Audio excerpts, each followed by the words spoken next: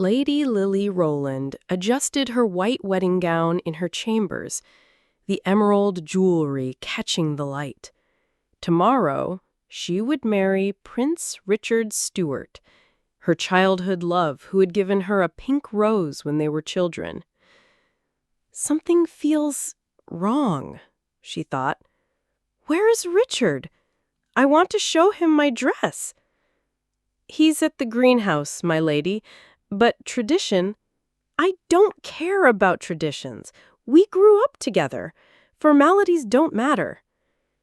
At the greenhouse, Lily heard rustling and froze. Through the leaves, she saw Richard embracing her red-haired sister, Bella. She's just a dull little girl, Richard was saying. Can't you feel my desire for you? Dull. Is that what he thinks of me? Lily's heart shattered. A pot fell from her trembling hands, alerting them to her presence. Richard, explain this, Lily demanded, stepping forward in her stained wedding dress. Bella smirked. You're not his wife yet. How dare you interfere? Richard grabbed Lily's wrist. My father arranged our engagement. You are my duty. Bella is my happiness. Duty.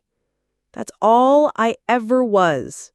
The word burned in Lily's mind. Forget what you saw, Richard commanded, gripping her chin. Keep this secret. When he tried to coerce her further, Lily struck back. If His Majesty knew about your affair with a witch's daughter, what would he think?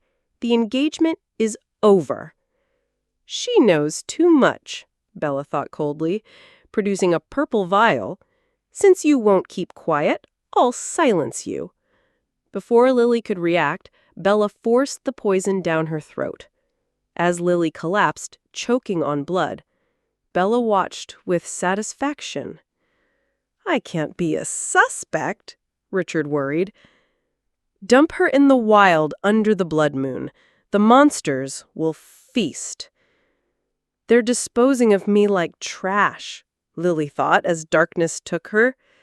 But in the wilderness, a wolf-like creature with glowing red eyes found her broken body and carried her away, surrounded by mystical light.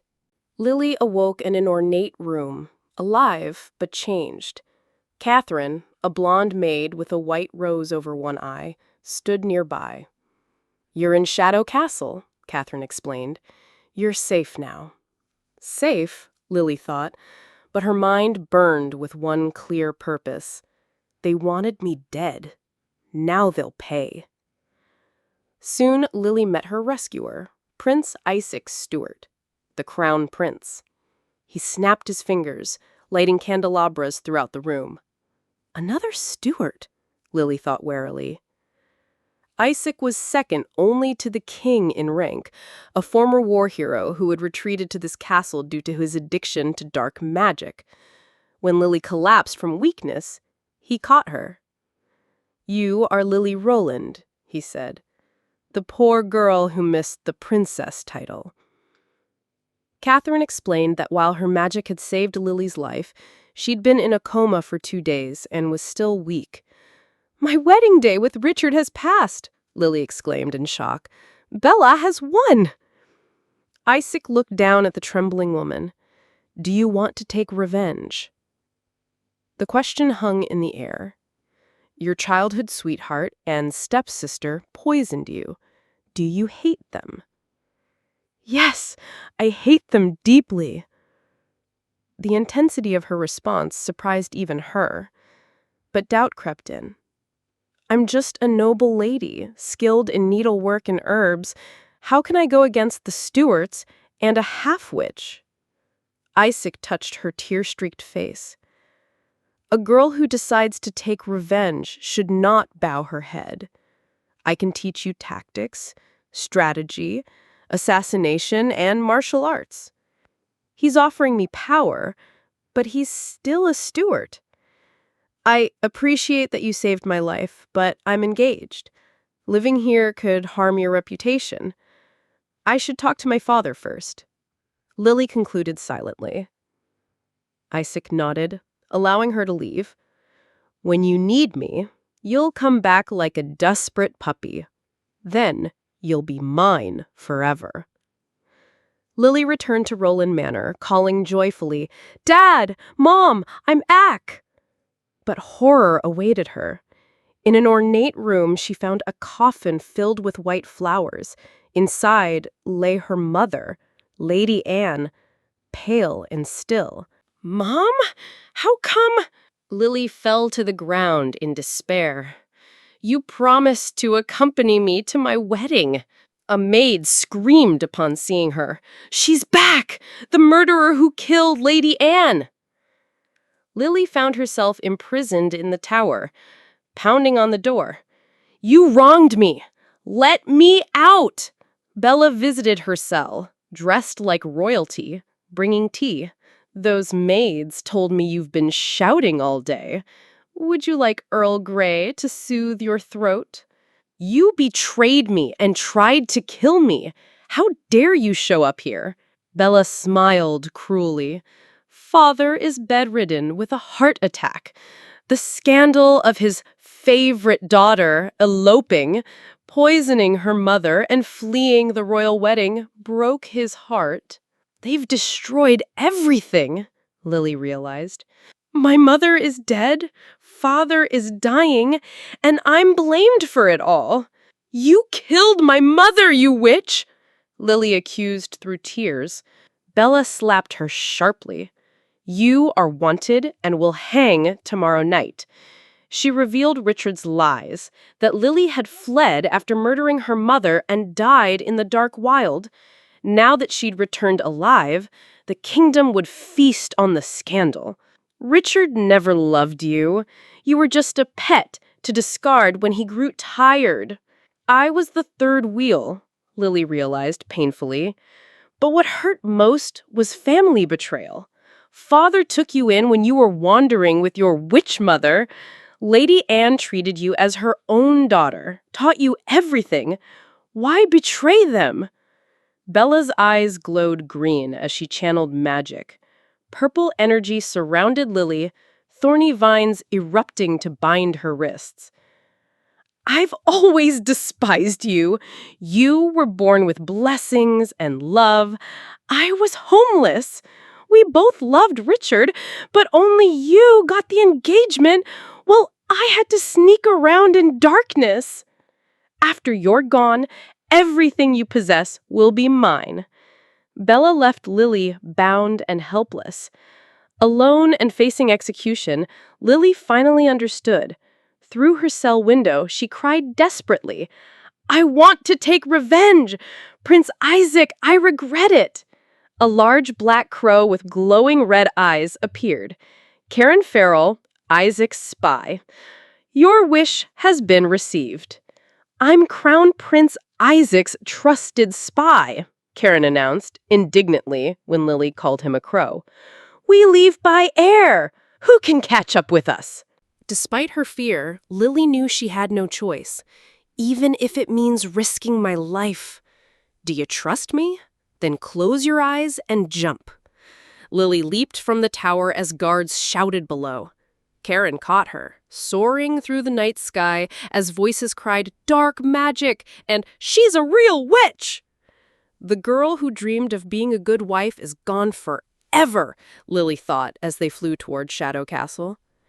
At the castle, Lily now wore a black dress with a red rose, standing among white flowers. She clutched her mother's emerald necklace, remembering Lady Anne's promise. "When your family name changes to Stewart, I will put it on your neck." "Mom, I'll revenge for you. I'll make Richard and Bella pay with their lives." Isaac entered. "Have you made up your mind, Lady Lily? From now on, you're the hostess of Shadow Castle." Lily bowed gratefully, but warned him of the risks. "I'm a wanted criminal. The dangers may outweigh the benefits." "You're smart," Isaac replied. "You know this is mutually beneficial." He revealed his curse, the glowing purple tattoo on his chest. "Your blood can alleviate my pain. Every blood moon, offer me your blood as antidote." The moon's shackle, Lily recognized. No wonder you live secluded. You transform into a raging monster during blood moons. Isaac explained Karen's tragic transformation from loyal bodyguard to crow, both cursed by the same witch's attack. We both want revenge, Isaac observed. Lily smiled. Just a little blood for your assistance is fair. If you trust me, let me make medicines to alleviate your pain. Maybe I can even break his curse entirely, a way to repay him for saving my life. Isaac gave Lily a tour of Shadow Castle. Her room, his study filled with books on magic and alchemy, the yard where he practiced swordsmanship. Most exciting was the pill refining room with large pots and beakers. "Prince Isaac, thank you! I can make medicines for you here," Lily exclaimed. Despite his generosity, she sensed walls between them. When Isaac grew anxious after reading the king's letter, she offered support. "Since we stand together now, I hope I can help." "Mind your own business," Isaac replied coldly. "He saved my life, but we're not friends," Lily realized as she worked in the laboratory, stirring bubbling green liquid. "I'm no longer Lady Lily of Roland Manor. I'm just a guest here for my blood. Give him what he wants, and use him for my own aims." As she added drops of her red blood to the experimental medicine, a black feather fell into the room.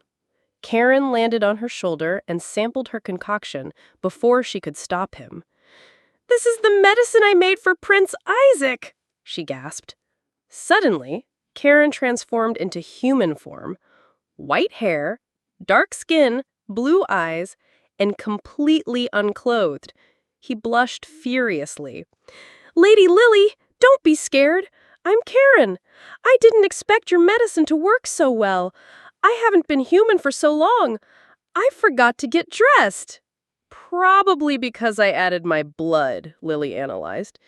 "But with only ordinary herbs, your human form will last maybe half a day before you become a crow again." "If you used precious herbs, could it last longer?" Karen asked hopefully. "Theoretically, yes, but I need rare materials like unicorn fur and merman scales." Karen grinned. "Let's go to the market. Maybe today is our lucky day." When Lily hesitated about being recognized, Karen's response showed his loyalty. "We can disguise. Leave it to me. Even your parents won't recognize you." "I'm no longer the sheltered lady who dreamed of a peaceful marriage. I'm becoming someone willing to take risks for my goals." In the bustling outdoor market, Karen and Lily moved through the crowds in disguise. Karen had helped Lily with her makeup, a skill he learned as a spy. Lily, embarrassed, wore one of Karen's dresses, old habits from his undercover work. They made their way to Edith's shop, a small establishment tucked in a narrow alley. The shopkeeper greeted them warmly, recognizing them despite their disguise. Edith had always been discreet and capable of procuring rare goods. She presented them with merman scales, valuable materials for magic potions. Karen displayed a pouch of jewelry, confirming they had sufficient funds, but their transaction was interrupted when Duke Roland's daughter entered, demanding the merman scales she had previously ordered. The Duke's daughter sneered at Karen, calling her a humble maid from the wandering Fanla clan. She snatched the merman scales, claiming Karen probably wanted them for love potions. She boasted of her noble status and offered to pay double whatever they could afford. Unknown to her, Lily was in disguise behind a veil.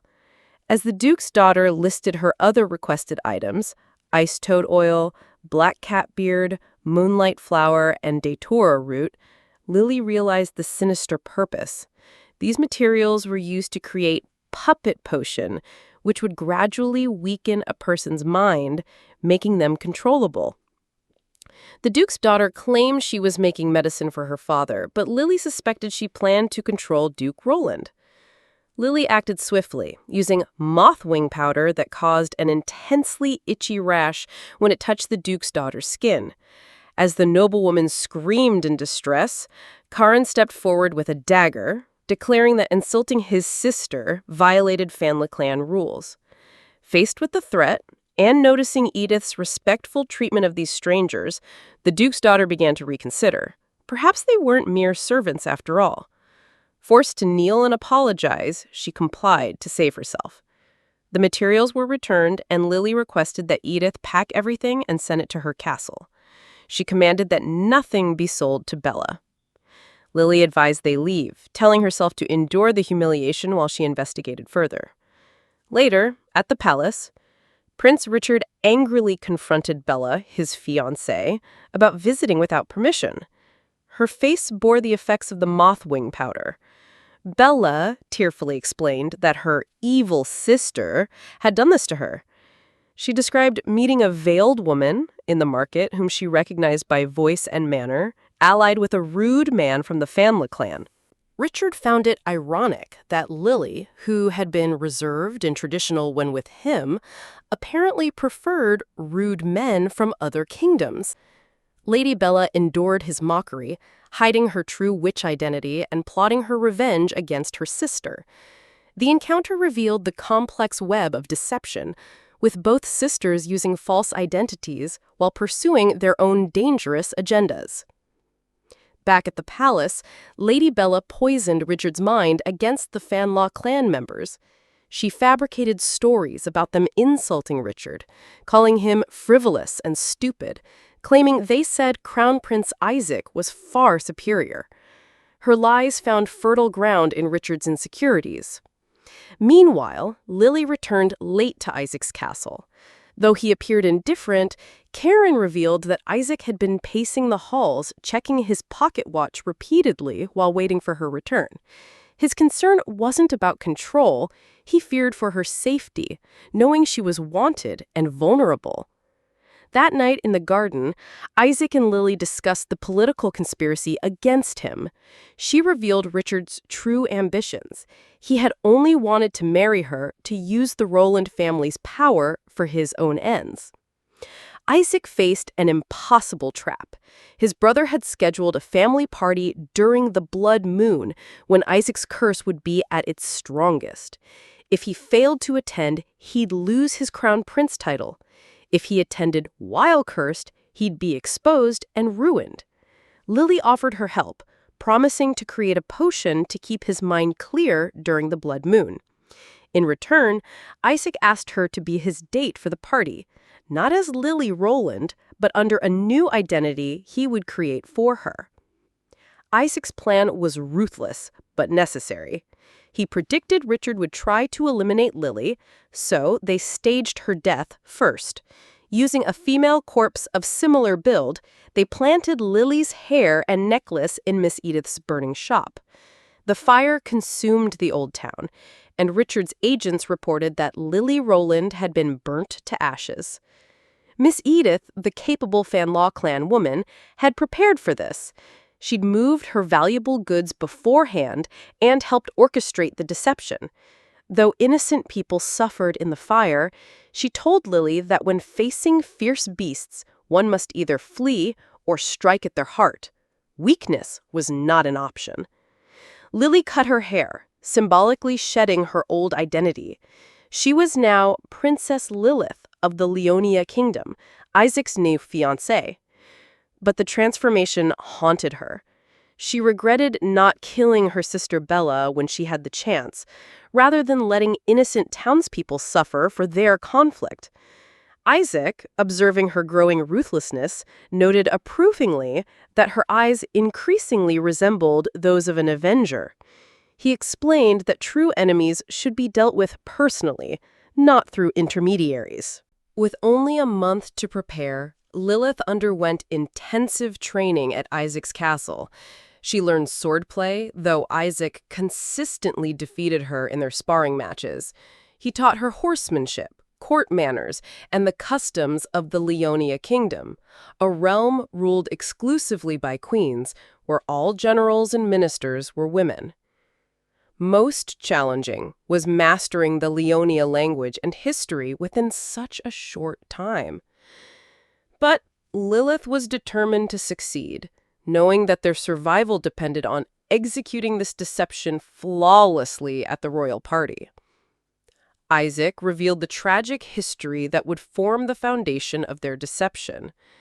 The Leonia kingdom, once called the Pearl of Lowlandsea, had been blessed by the gods. For 700 years, queens with powerful white magic bloodlines ruled peacefully, able to control natural elements and purify dark magic. But revolution came from those who feared the queen's power. Heretics summoned devils and became witches, trading their souls for the power to curse. Their blasphemy angered the gods, who sent divine punishment, a massive volcanic eruption that sank the entire kingdom beneath the sea. The royal family chose to die with their country rather than flee, fighting the disasters until the end. This explained Isaac's interest in Leonia's lost magic.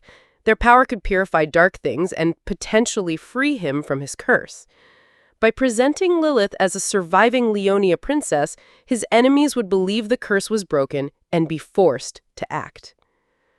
Lilith understood her role as bait.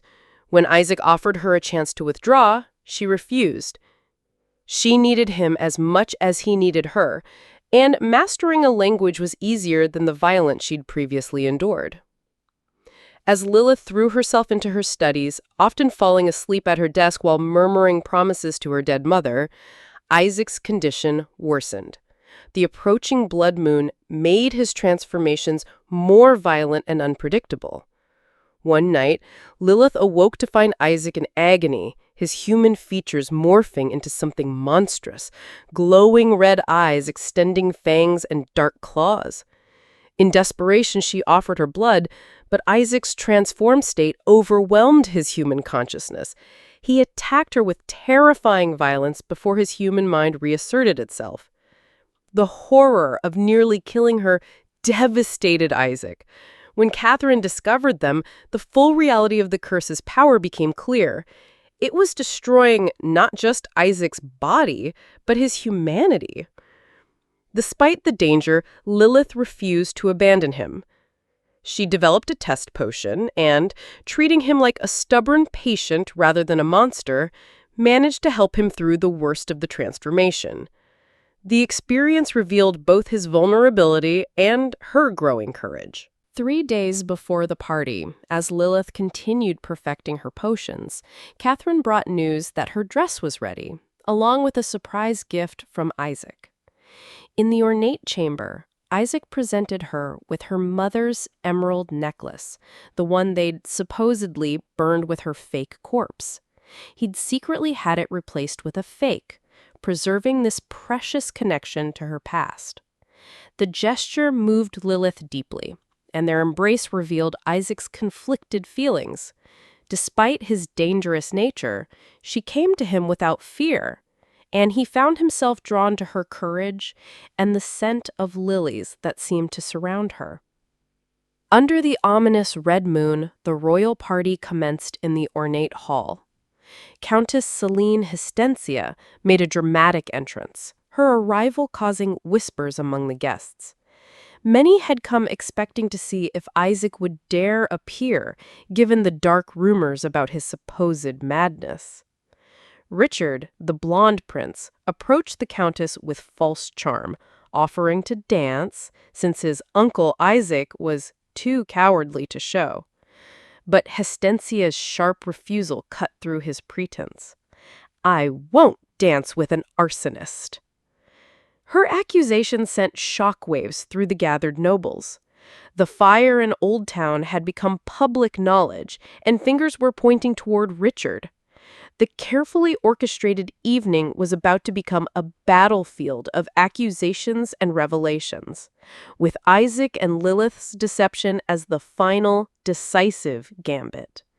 The tension was briefly interrupted when another significant arrival was announced. "I'm the first daughter of the Duke of Roland, Bella Roland," claiming to be Richard's new bride, replacing the disgraced Lily who had died in the fire. But all attention turned when the herald announced, "Crown Prince Isaac is here." Isaac entered in resplendent white and gold attire, accompanied by a stunning woman with long black hair and distinctive pink-purple eyes. Her elaborate white gown sparkled with pearls and jewels as they walked hand in hand through the grand hall. The crowd's reaction was immediate. "What a beauty!" whispered the guests, captivated by the mysterious woman. Isaac made his formal introduction. "Good evening. Please allow me to introduce the lady beside me, the last princess of the Leonia kingdom, Lilith Leonia, my lovely fiancée." The announcement created an uproar of admiration, but Countess Hestia remained skeptical. "Elegant? I don't think so. Her kingdom is gone. I can find countless fake aristocrats like her." When Lilith approached Hestia with gracious politeness, mentioning that Isaac had spoken of their childhood together, Hestia's hopes were quickly dashed. "Yes, he said you're like his younger sister," Lilith smiled sweetly. The insult hit its mark. Hestia's grip tightened on her fan as she leaned forward menacingly. "But he never mentioned you in front of me. Leonia, huh? I doubt your identity." Isaac quickly defended his fiancée, but Richard joined the attack with mocking words about Isaac's creepy castle and calling Lilith a witch. The confrontation escalated as Hestia commanded them to leave. This was the moment Lilith had prepared for. Standing with closed eyes and raised hands, she demonstrated the legendary power of Leonia. Bright light emanated from her against a cosmic backdrop as she spoke of divine authority passed down through generations. "I'm the princess of the Leonia kingdom. How dare you insult me? Leonia is a divine family who has opposed witches for generations." Her magic manifested visibly as she addressed an overdressed guest. "You've dressed like a moving dresser. You don't mind if I add some flowers for you?" Thorns bloomed into beautiful flowers, causing even Hestia to laugh in amazement at the transformation. Isaac watched with wonder and hope. This is Leonia's power. She can heal all pains and purify all dark things. She can save lives. In front of her, all dark magic can't hide. The display was convincing enough that Celine muttered in recognition, She knows Leonia's spell.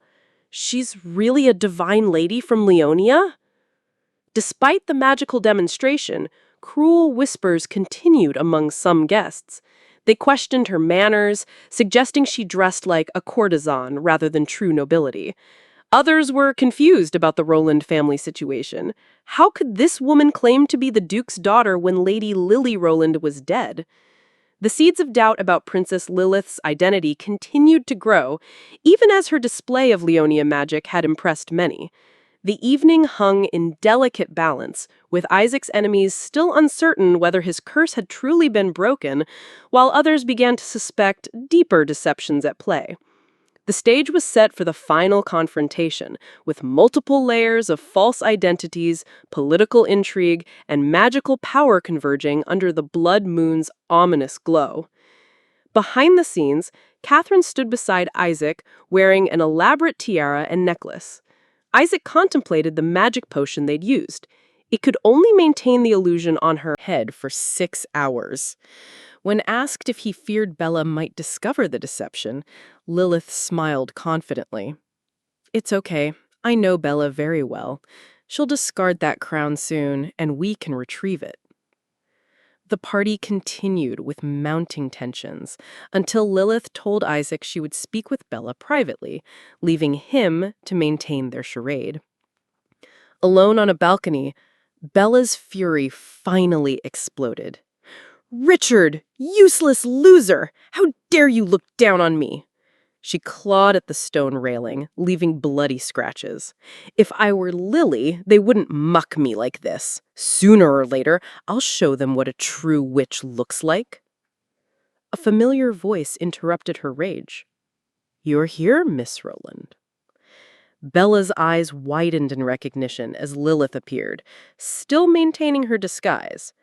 Noticing Bella's bleeding fingers from clawing the stone, she gently bandaged the wounds with surprising tenderness. As tears streamed down Bella's face, Lilith observed with approval. What graceful poses. She's a perfect lady. But Bella wasn't fooled by the sudden kindness. "You embarrassed me in public, and now you show up to apologize?" Bella demanded. Lilith's response cut to the heart of their conflict. Though our ancestors were enemies, that era is gone. As the daughter of a witch, don't you understand? She painted a grim picture of their shared fate. Former witches reduced to being burned at stakes for entertainment, while Leonia's divine ladies were now seen merely as expensive jewelry, amusing diversions, or beautiful mistresses for aristocrats. "We're the same," Lilith declared. "We've both lost our dignity." Bella's anger found new focus. "Yeah, right. These arrogant men should pay the price sooner or later." "Do you mean Prince Richard?" But Lilith had noticed something crucial during their encounter. "Just now, I felt that your cuffs were stained with a strange odor. The aroma of boiled mandala. The puppet potion." Bella's plan was exposed. With a snap of her fingers amid purple light, Bella tried to dismiss the accusation, but Lilith's magic dispelled the lingering traces of the dark potion's influence. "I don't know what you're talking about," Bella scoffed, but her defiance was hollow. Lilith remained calm, her purple eyes fixed on her sister. "Don't be so sensitive, Bella. I don't have any evidence that you used puppet potion against the royals." The words hung in the air, a statement that was both an accusation and, strangely, a form of protection. Despite everything, Lily was still unwilling to completely destroy her sister, even as she prevented her from carrying out her dangerous plan.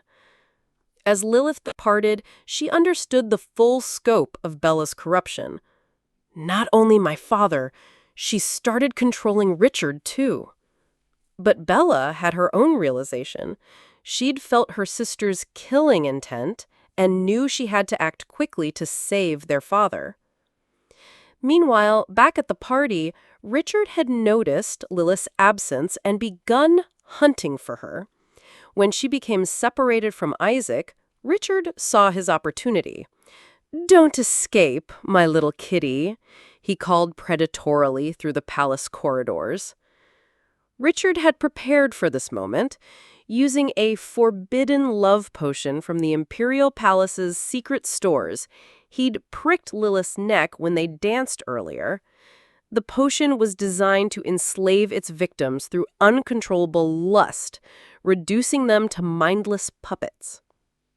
But Lilith was no ordinary victim. When Richard cornered her in an empty meeting room, she was ready. Using her shoes as decoys to confuse him, she'd already begun the countermeasures her mother had taught her, releasing her own blood to neutralize the poison. A palace official with lavender hair discovered them, recognizing Lilith's technique with admiration.